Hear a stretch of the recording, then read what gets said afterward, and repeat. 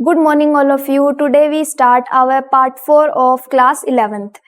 देखिए हमने last time देखा था हार्मोन्स के बारे में, देखा था ऑक्सिन हार्मोन के बारे में।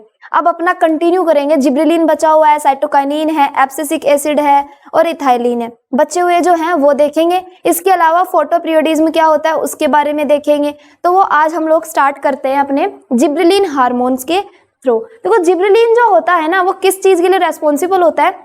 जैसे मेरे पास में कोई सीड है तो उस सीड के अंदर से जब उसकी बड निकल रही है, मतलब उसकी डोमेन स्टेज से वो बाहर निकल रहा है, वो उसके लिए जो रेस्पॉन्सिबल हार्मोन होगा वो कौन सा होगा?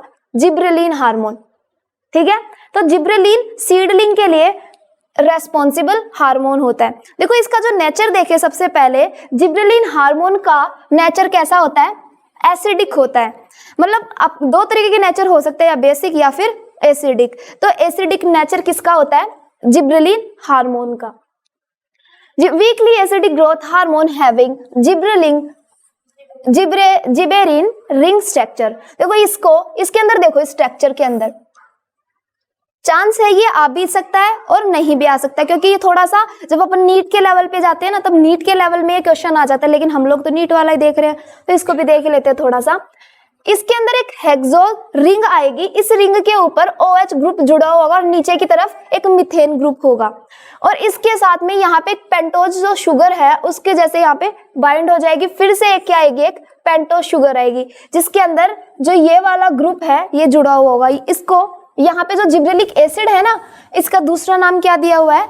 GA3। ये GA2 भी होता है, GA1 भी होता है। जिसमें कुछ तो ऐसे हार्मोन होते हैं जो ब्लॉक करते हैं, कुछ ऐसे होते हैं जो इंड्यूस करते हैं। तो अलग अलग तरीके के हार्मोन अपन देखेंगे। देखो हर एक स्टेज होती है अपने पास में, हमने देखा है हर हार्मोन अपना एक काम करता है, रेस्पॉन्सिबल होता है किसी ना किसी चीज के लिए। तो इनके अंदर जिब्रेलिन के कुछ नेगेटिव पार्ट भी होते हैं तो कुछ अच्छे भी होते हैं। जैसे अपन ह्यूमंस है, सारे हैं तो सारे ह्यूमंस, कुछ बुरे भी होते हैं तो कुछ अच्छे भी, कुछ अपन को नया सिखा के जाते हैं तो कुछ आगे बढ़ने से रोक के जाते हैं। वैसे ही ये कुछ इस हार्मोन के भी कुछ सिनोनिम्स या कुछ पार्ट ऐसे होते हैं जो कि कुछ तो इंड्यूस करने का काम करेंगे, कुछ क्या करेंगे? उसको ब्लॉक। इसकी डिस्कवरी जो थी वो की थी कुरसावा ने 1926 के अंदर। किस जिब्रेलिन हार्मोन की डिस्कवरी किसने की? कुरसावा ने 1926 के अंदर। The active substance gibberellin from the titrate of fungus. और कहां से इसको टाइट्रेट किया? फंगस के थ्रू। जिब्रेलिन को कहां से टाइट्रेट किया गया? फंगस के द्वारा उसको टाइट्रेट किया गया।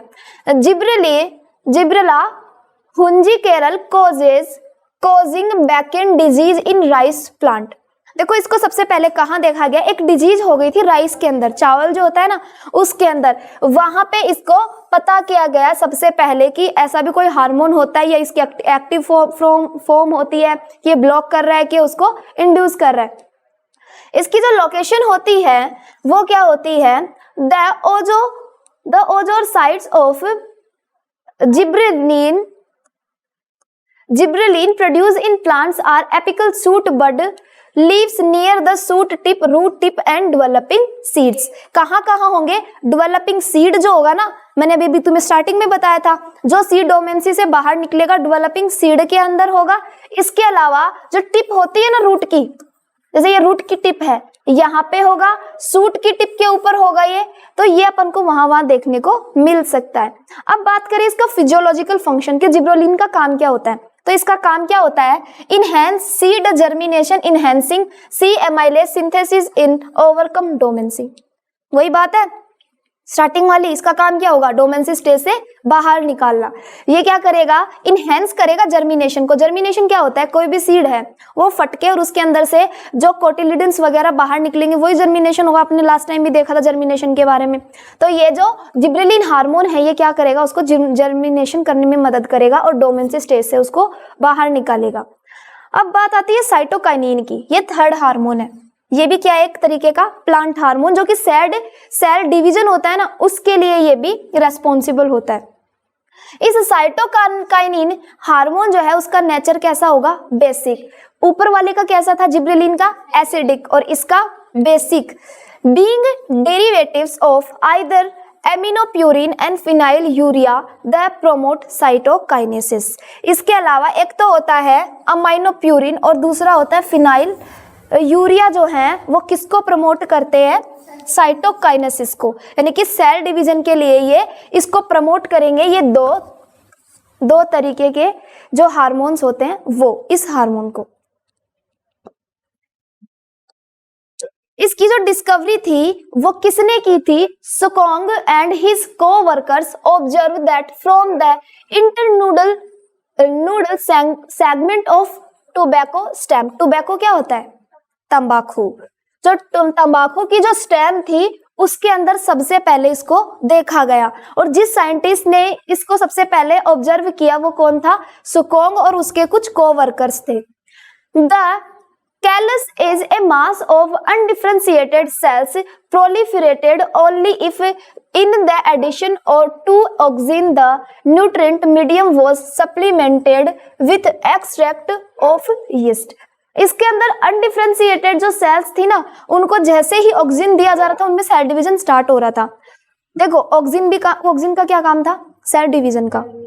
साइटोकाइनिन का भी क्या होता है, सेल डिवीजन का। तो ऑक्सीजन एक तरीके से रेस्पॉन्स करती है इस साइटोकाइनिन को डिवाइडेशन के लिए, और इसका supplement with extract of yeast, और इसको न्यूट्रिएंट जो मीडियम है वो दिया गया था, जिसके अंदर क्या कौन सी थी, यीस्ट जो थी ना, उसके माध्यम में। वैस्कुलर टिश्यू, कोकोनट मिल्क और डीएनए।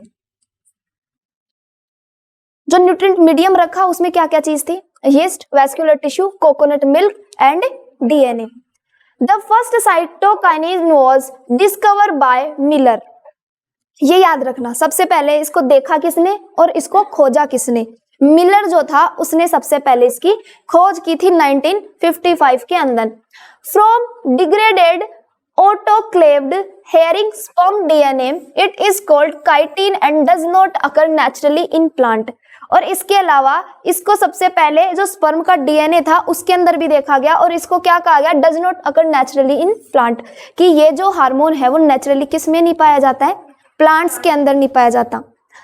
इसकी लोकेशन होती है, it is mainly found in region where rapid cell division occur. सही बात है, साइटोकाइनिन सेल डिवीजन का काम करते तो पाया भी कहाँ जाएगा, जहां सबसे ज्यादा सेल डिवीजन होगा। तो पूरे प्लांट में हाईएस्ट सेल डिवीजन कहाँ होगा, एक प्लांट के टिप के ऊपर होता है ना, सबसे जल्दी ग्रोथ वो ही करता है। तो हम ये भी कह सकते हैं कि ये सबसे ज्यादा कहाँ मिलेगा, उसके टिप के ऊपर, और इसका मेन जो काम होता है वो क्या होता है, रैपिड सेल डिवीजन। एग्जाम्पल कहाँ कहाँ हो सकता है, root apex, development shoot, buds और यंग फ्रूट।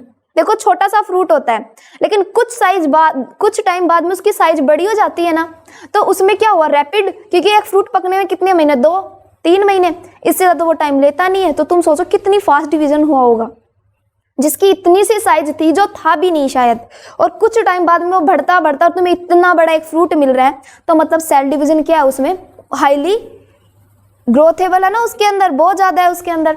अब इसका फिजियोलॉजिकल फंक्शन क्या होगा, सीधी सी बात है, सेल डिवीजन करवा रहा है तो फंक्शन भी वही होगा इसका।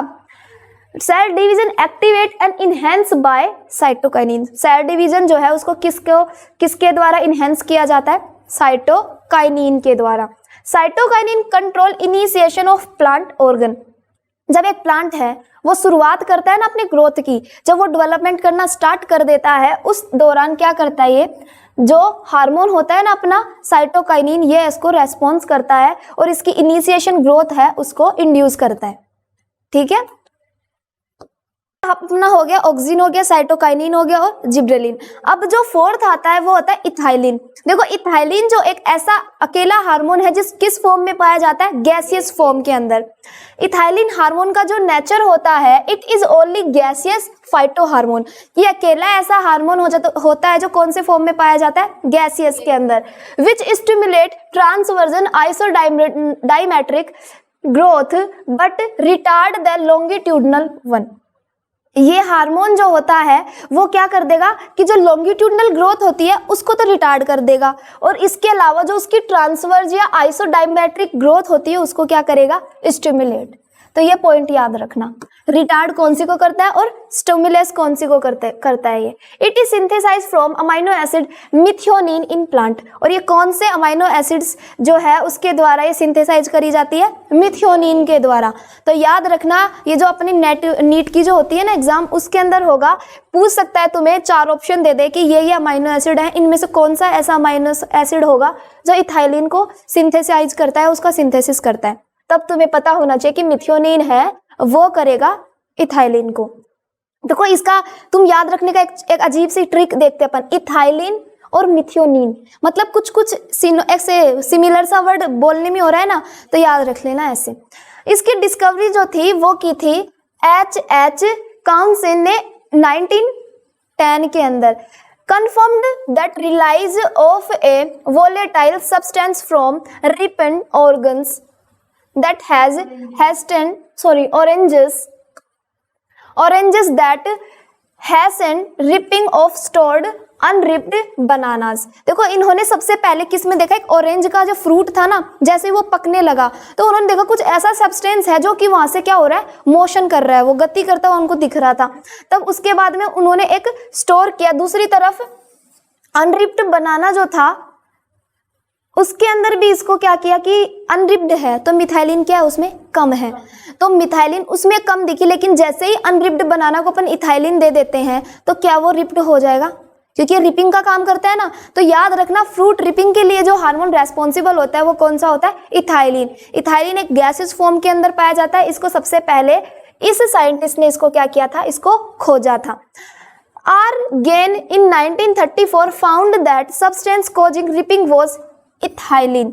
लेकिन इसको जो पर्टिकुलर वर्डिंग होती है ना, नाम देना, वो किसने दिया था, गेने ने क्या बोला कि ये जो फ्रूट की रिपिंग के लिए जो हार्मोन रेस्पॉन्सिबल होता है वो हार्मोन कौन सा होता है, ethylene hormone. However was recognised as a plant hormone by Crocker in 1935। और इसको क्या बोला गया कि एक प्लांट हार्मोन है ये, और किसके द्वारा बताया गया, ये क्रोकर नाम का जो साइंटिस्ट था उसके द्वारा बताया गया। देखो इसकी लोकेशन क्या होती है, जो इथाइलिन है वो कहाँ कहाँ पाया जाएगा। It is found in almost all part of plant in minimum amount and maximum production occur during ripening of fruit and in tissue undergoing senescence. देखो इसके अंदर हाईएस्ट ये कहाँ पाया जाएगा, जो फ्रूट रिप हो गया हो रहा हो ना, उसके अंदर सबसे ज्यादा होगा, और जो रिपिंग नहीं हुआ है अभी कच्चा ही है उसके अंदर इसके अमाउंट क्या होगी, कम होगी। और इसके अलावा जो पत्तियों के झड़ने के लिए भी क्या होती है, ये वाला हार्मोन रेस्पॉन्सिबल होता है। इसका जो फिजियोलॉजिकल फंक्शन होता है इथाइलिन का, वो ये होता है, ethylene causing swelling of axis and apical formation of dicot seed and it promote senescence and abscission of plant organs such as leaves and flowers. इसके अलावा कुछ प्लांट के ऑर्गन्स होते हैं ना, जैसे कि उसका फ्लावर और उसकी जो लीव्स होती है, उनको झड़ने के लिए और फ्लावर से फ्रूट बनने के लिए कौन सा हार्मोन काम करेगा वहां पे, इथाइलिन। देखो फ्लावर आ रहा है, फ्लावर के बाद में ही क्या आता है, फ्रूट आता है, तो फ्रूट के लिए कौन सा हार्मोन होता है, इथाइलिन। तो इथाइलिन जब फ्लावरिंग पीरियड आएगा उसी दौरान रिलीज होना वो स्टार्ट कर देगा। होता वो नॉर्मली भी है, पहले भी प्लांट में होता है, लेकिन पहले वो क्या काम करेगा, जब पत्तियां झड़ रही है और उन सब के लिए वो हार्मोन काम में आएगा। लेकिन जैसे ही फ्लावर से फ्रूट बनेगा इसकी मात्रा क्या हो जाएगी, बढ़ जाएगी। अब लास्ट इसके अंदर आता है अब्सेसिक एसिड। अब्सेसिक एसिड जो होता है उसका नेचर कैसा होता है, मिडली एसिडिक, कि मतलब हाईली एसिडिक नहीं होता है, मिडल एसिडिक होता है। Growth hormone which act as general growth inhibitor. और पता है ये क्या होता है, ग्रोथ का इनहिबिटर, ये ग्रोथ को रोक देता है। It is also called stress hormone. पढ़ा था ना अपने जो पार्ट 2 था या पार्ट 1 जिसमें मैंने बोला भी था कि ये एब्सेसिक एसिड एक कैसा हार्मोन है, स्ट्रेस हार्मोन। स्ट्रेस कंडीशन के अंदर ये हार्मोन रिलीज होगा। Since it production is stimulated under adverse environment condition such as drought water logging etc. लेकिन पता है ये स्टिमुलेट कब कर देगा ग्रोथ को, जब बाढ़ आ जाए, सूखा पड़ जाए, उस दौरान क्या होगा, ये हार्मोन रिलीज होना बढ़ जाएगा। पहले क्या करता है, इंड्यूस कर देता है, प्लांट को बढ़ने नहीं दे रहा, लेकिन इसका उल्टा प्रभाव कब देखने को मिलेगा अपन को, जब सब कुछ पानी के नीचे दब गया, मतलब पेड़ पौधे हैं बाढ़ आ गई उससे नीचे रह गए, तो ये हार्मोन रिलीज करके अपना उल्टा प्रभाव दिखा के और उस पेड़ की ग्रोथ को क्या कर देगा, लंबा, ताकि वो उस पानी से क्या निकल जाए, बाहर आ जाए और अपना फोटोसिंथेसिस वो इजीली कर पाए। इसकी डिस्कवरी जो थी वो किसने की थी, एडिकोट ने, कब, 1963 में, 1963 के अंदर, फ्रॉम कॉटन बॉल्स। और जो कॉटन बॉल्स होती है ना, उनके अंदर कपास की जो स्टार्टिंग में कपास एक बॉल के अंदर ऐसे पैक रहता है, और उसके बाद में क्या होता है, जब जैसे ही ये पक जाएगा ना, तो ये वाला जो इसका बाहर का कोट है ना, ये फटके और अपन को ऊन जो रुई जो है वो बाहर मिल जाती है। तो कॉटन बॉल के अंदर सबसे पहले इस हार्मोन को देखा गया था। इसकी लोकेशन क्या होती है, it is found in many part of plant but is more abundant in chloroplast of green cells. देखो ये बहुत सारी जगह पे पाया जाता है प्लांट की, लेकिन क्या होता है कि ये मोर अबेंडेंट होता है जो क्लोरोप्लास्ट ऑफ ग्रीन सेल्स होती है ना, उनके अंदर। ग्रीन सेल्स होंगी ना अपने, कौन सी होती है ग्रीन सेल, हर एक लीफ के अंदर क्लोरोप्लास्ट होता है, वहां पे इसकी मात्रा क्या मिलती है अपन को, ज्यादा मिलती है। It is synthesised from mevalonic acid और जेंथोफाइल। इसका भी याद रखना, कौन सा एसिड है जो कि किसको सिंथेसिस करता है, एब्सिसिक एसिड को, मेवोलिन और जेंथोफाइल। ये दो अमाइनो एसिड्स हैं जो रेस्पॉन्सिबल होते हैं किसके लिए, एब्सिसिक एसिड के सिंथेसिस के लिए। ये इसकी स्ट्रक्चर होती है जो तुम्हें याद रखनी पड़ेगी, अगर आ जाए तो बता देना, और नीट वाले में याद रखना, ये आ सकता है तुम्हारे। इसका फिजियोलॉजिकल फंक्शन क्या होगा, इस एब्सिसिक एसिड का जो फिजियोलॉजिकल फंक्शन होता है वो होता है, ABA is an active substance induce abscission of different plant part. कि ये ABA यानी कि एब्सिसिक एसिड जो होता है वो एक एक्टिव सब्सटेंस होता है जो कि इंड्यूस करता है अलग अलग पार्ट के अब्सेशन को। Seed germination is limited and hence induce dormancy of seed and bud. ये भी याद रखना कि जो सीड है उसकी डोर्मेंसी स्टेज में पहुंचाने वाला हार्मोन कौन सा है, तब याद होना चाहिए तुम्हें एब्सिसिक हार्मोन, कि इसकी वजह से सीड बेचारा किस में चला जाता है, डोर्मेंसी से स्टेज में, वो जर्मिनेशन नहीं कर पाता है। और साथ के अंदर किसी प्लांट के अंदर अगर नई बड निकल रही है, देखो बड निकलेंगी तो फ्लावर आएगा, फ्लावर से फ्रूट बनेगा, और ये क्या करता है, फ्रूट बनने के लिए उसको रोक देता है कि अभी फ्रूट नहीं बनाना है, वो उसकी कौन सी स्टेज हो जाती है, डोर्मेंसी। और इसके अलावा बड फॉर्मेशन को भी ये इंड्यूस कर देता है।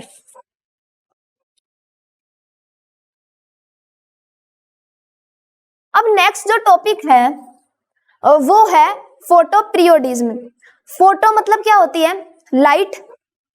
जो लाइट की प्रेजेंस में और अब्सेंस के अंदर फ्लावरिंग पे क्या इफेक्ट पड़ता है उसको कहते हैं फोटोपीरियोडिज्म।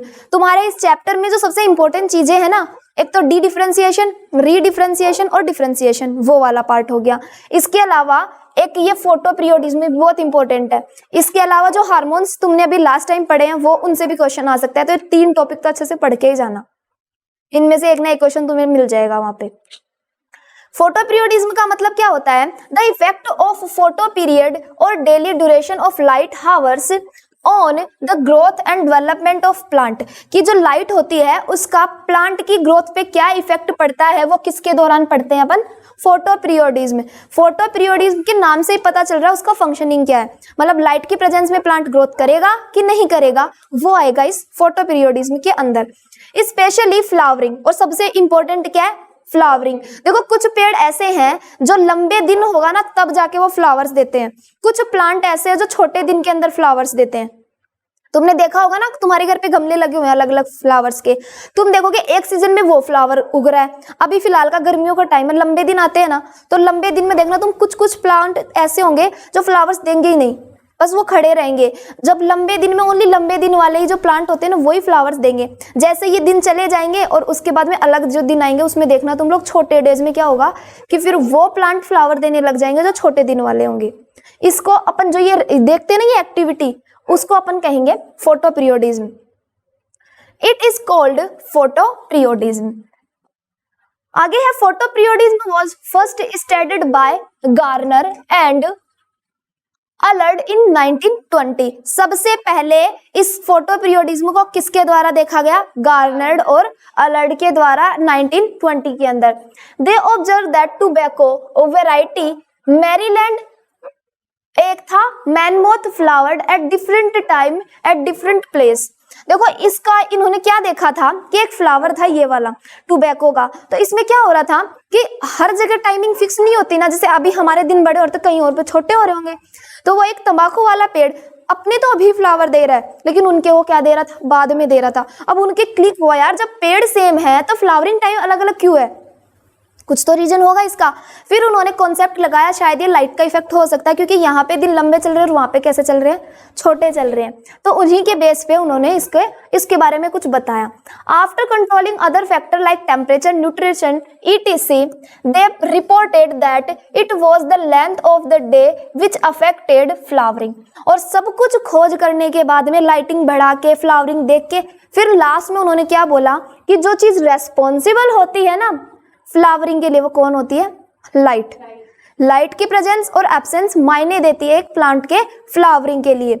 देखो कभी कभी क्या होता है, जो बाहर के इलाके होंगे जैसे जम्मू कश्मीर और उधर के फ्लावर्स तुम यहाँ लगाओगे नहीं लगते ना वो, क्योंकि वहाँ ठंड रहती है और वहाँ के जो डेज होते हैं ना वो कंपेयर करें अदर से, तो लाइट वहाँ पे प्रकाश कम टाइम के लिए निकलता है, और अपने तो फुल टाइम बेचारे पेड़ वैसे जल जाते हैं। तो ये रीजन होता है फ्लावरिंग के लिए किसी भी पेड़ के। They gave that term photoperiodism favorable day length for each plant, कि हर एक प्लांट का एक फेवरेबल डे लेंथ होता है। देखो डे लेंथ से कैसे, ये प्लांट है अपने पास में, इन प्लांट के अंदर, इसके अंदर क्या हो रहा है, लॉन्ग डे है, तो लॉन्ग डे में जो शॉर्ट डे वाला प्लांट था ना ये वाला, इसके फ्लावर्स नहीं आए। लॉन्ग डे है तो कौन से वाले फ्लावर्स लगेंगे, लॉन्ग डे के तो लगेंगे, जो फ्लावर्स लॉन्ग डे में लगते हैं वही यहाँ पे लगेंगे। तो यहाँ पे देखो एक तो लॉन्ग डे है और ये है शॉर्ट डे, तो लॉन्ग डे वाला में तो आराम से फ्लावर लग रहे हैं और शॉर्ट डे वाले में फ्लावर्स लग ही नहीं रहे। और इस दूसरे वाले में क्या हो रहा है, short day plant, short day plant है तो फ्लावर कौन से डे में लगेंगे, शॉर्ट डे में। तो देखो इसके लिए इसकी तो फ्लावरिंग हो रही है और इसकी फ्लावरिंग नहीं हो रही है, क्योंकि ये शॉर्ट डे के अंदर ये फ्लावरिंग दे रहा है बट यहाँ पे शॉर्ट डे नहीं है। तीसरा है डे न्यूट्रल प्लांट, ऐसे प्लांट जो कि ना उनको फर्क ही नहीं पड़ता चाहे तो दिन बड़ा हो या फिर छोटा हो। कुछ न्यूट्रल प्लांट भी होते हैं तो दिन बड़ा हो और छोटा, उनसे कोई फर्क नहीं पड़ता और वो क्या देंगे, सारे फ्लावर्स देंगे। लास्ट इसके अंदर अगला टॉपिक है वर्निलाइजेशन। वर्निलाइजेशन का मीन्स होता है जो सर्दियां हैं, जो ठंड है, कोल्डनेस है, उनके द्वारा भी फ्लावरिंग लाना। वो कैसे, देखो it is a process of shortening of juvenile and vegetative phase and hastening flowering by a precaution cold treatment. देखो ठंड का ट्रीटमेंट देके क्या करते हैं, वो शॉर्टनिंग करते हैं जुवेनाइन फेज की और वेजिटेटिव फेज की, कि जो ठंड होती है ना ज्यादा होती है उस टाइम पे जो इनके फेज हो जाती है ना, पेड़ जल्दी से भड़के और जल्दी से फ्रूट देने लग जाता है ठंड की वजह से। और देखो तुम देखते भी होगे अपना कोई भी बाहर सब्जियां वगैरह लाते ताकि खराब नहीं हो, उसको किस में प्रिजर्व करते हैं, ठंडी जगह पे। तो ठंडी जगह का ये भी है कि कोई इथाइलिन वगैरह भी प्रोड्यूस नहीं होगी तो जल्दी से रिप नहीं होंगे वो, और अपन नॉर्मली उनको अपने पास में रख सकते हैं।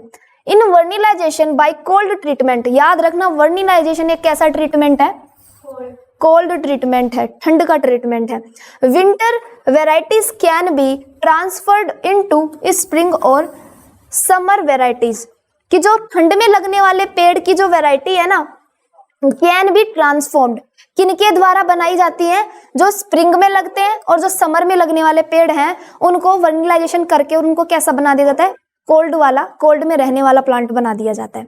Site of vernalisation is apical meristem और मेरिस्टेम सेल्स।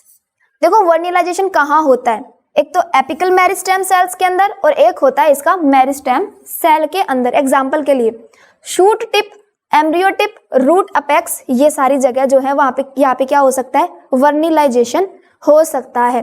वर्निलाइजेशन भी इंपॉर्टेंट है तुम्हारे, अगर एग्जाम के बेस से अपन देखें इसमें भी सीधा पूछेगा और ये तो बहुत ही इंपॉर्टेंट है, इसको तो छोड़ना ही मत। फोटो पीरियोडिज्म में तो मान के चलो चांस 100 में से 99% है इस बार आने के, क्योंकि ये कुछ टॉपिक ऐसे होते हैं ना जो स्टार होते हैं पूरे के पूरे चैप्टर की, वो स्टार ही है।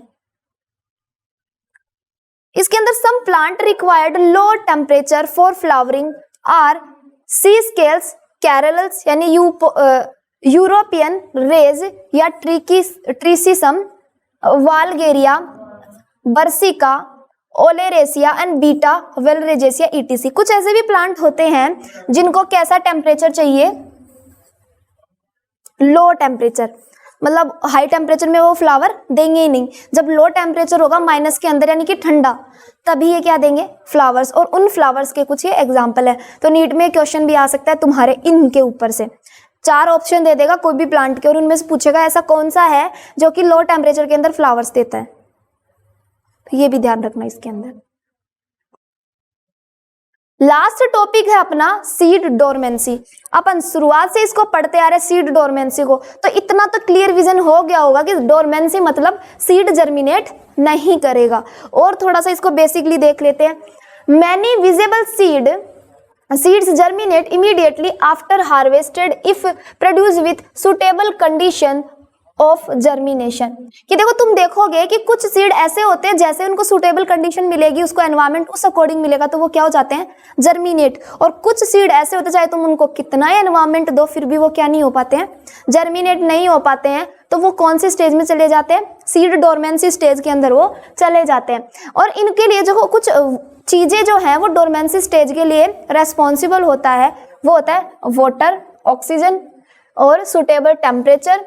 ये सारी चीजें देखो, एक सीड है, अपन उसको पानी नहीं देंगे, हमने खेत में अनाज बोया और अनाज बोने के बाद में क्या हुआ कि हमने उस खेत के अंदर पानी तो दे दिया लेकिन उसको टेम्परेचर नहीं दे रहे हो, उसको अंधेरे में रख रहे हो, तो अंधेरे में क्या वो अपना फोटोसिंथेसिस कर पाएगा, नहीं करता है। तो क्या वो ग्रो करेगा, नहीं करेगा। तो ये भी इसका एक रीजन है। तो इसीलिए ये चीजें जो है ये भी रेस्पॉन्सिबल होती हैं सीड की डोरमेंसी के लिए। आगे है कुछ एग्जाम्पल्स, इसके अंदर एक तो है लेट्यूसिया नीड लाइट ऑल्सो। कुछ ऐसे प्लांट होते हैं जिनको लाइट भी चाहिए, बिना लाइट के प्रेजेंस एब्सेंस के अंदर ये बढ़ते ही नहीं है, ग्रोथ ही नहीं करते अपनी। However perfectly valuable seed of many plants do not germinate immediately after harvested when provided with suitable condition of germination। हमने सीड लिए, उसको हार्वेस्ट किया, मतलब प्राप्त किया। अभी एक कोई खेत था, उस खेत में बोया, अनाज अपन ने ले लिया। क्या तुम लोग बोते के बाद में जैसे बीज निकालोगे, निकालते ही वापस बो देते हो क्या उसको, नहीं बोते ना। कुछ टाइम के लिए उसको लाइट भी देते हो, उसको सन में भी रखोगे ताकि अगले साल ही अच्छा। और ऐसे भी बोलते हैं ना, सीड जितना पुराना है वो उतना ही अच्छा ग्रो करता है। तो पुराने होने से क्या मतलब है, उसके अंदर हर कंडीशन से वो फेस कर चुका होता है, लाइट, पानी, मतलब हर चीज उसमें सुटेबल कंडीशन में हो जाता है। जैसे तुम उसको डालोगे मिट्टी में वो क्या हो जाता है, जर्मिनेट हो जाता है। The germination is block, this block of germination is called dormancy. Starting से देख रहे हैं ना, जहां पे सीड जो है वो जर्मिनेट नहीं हो पाते हैं और वो ब्लॉक हो जाते हैं उनका जर्मिनेशन, उसको अपन क्या कहेंगे, डोरमेंसी। याद हो गया ये वाला। अब आगे देखो इसमें, सीड डोरमेंसी में be due to many causes such as impermeability of seed coat to oxygen, impermeability of seed coat to water, hard seed coat और इनमेच्योर एम्ब्रियो। देखो ये सीड है अपने पास में, इसका जो कोट है ना बहुत मोटा है। अगर मोटा होगा तो क्या वाटर इसके अंदर जा पाएगा, नहीं जा पाएगा। क्या ऑक्सीजन इसके अंदर जा पाएगी, नहीं जा पाएगी। अगर इसके अंदर वाटर ऑक्सीजन नहीं जाएगा तो क्या ये ब्रस्ट होगा, ये ब्रस्ट ही नहीं होगा। और अगर ये बाहर इसके कोटिलिडन्स नहीं निकलेंगे तो सीड जर्मिनेट ही नहीं होगा। तो सीड कोट का मोटा होना, वाटर की कमी होना, ऑक्सीजन की कमी होना, ये सारी चीजें किसको डिनोट करेगी, डोरमेंसी स्टेज को। Require after ripping in dry storage and germination inhibitors. देखो जैसे ही कोई फ्रूट पकता है उसको पकने के बाद में उन बीज को बाहर निकाल लो। बीज जो है वो जब मैच्योर हो जाएंगे उसके बाद में उसको कुछ टाइम के लिए धूप में सुखाओ। सुखाने के बाद में उसको थोड़ा सा अपन रगड़ भी सकते हैं ताकि ये जो सीड कोट है ना बाहर वाला पतला हो जाए। अगर ये पतला हो जाएगा तो इसके बाद में तो आराम से तोड़ के और बाहर अपने कोटिलिडन्स बाहर निकल जाएंगे और आराम से ग्रोथ होने लग जाएगी उस प्लांट के अंदर।